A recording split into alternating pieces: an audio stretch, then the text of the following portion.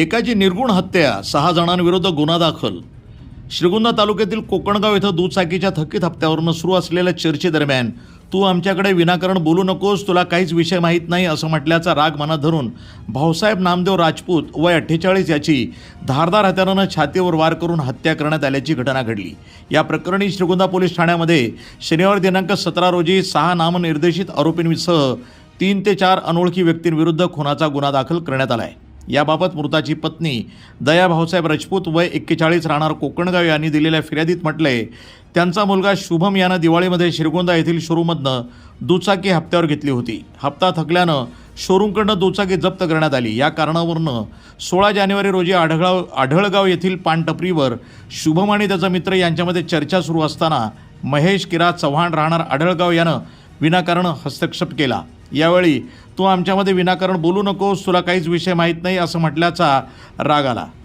त्यानं शिवीगाळ आणि दमदाटी केली. या घटनेचा राग मनात धरून रात्री 9:30च्या सुमारास महेश चव्हाण यानं त्याचे साथीदार अविल ईश्वर भोसले, मनसुख अंबादास चव्हाण, नितीन अनिल शिंदे राहणार आढळगाव यांच्यासह 4 चाकी वाहनातनं कोकणगाव इथं येऊन शुभम राजपूत या शिवीगाळ आणि मारहाण सुरू केली. मारहाणीतनं सुटून शुभम पळून जात असताना भाऊसाहेब राजपूत हे त्याला सोडवण्यासाठी गेले. त्यावेळी आरोपी शैला महेश चव्हाण हिच्यासह इतरांनी भाऊसाहेब राजपूत यांना धरून ठेवलं. महेश चव्हाण यानं धारदार हत्यारानं त्याच्या छातीच्या डाव्या बाजूस वार केला.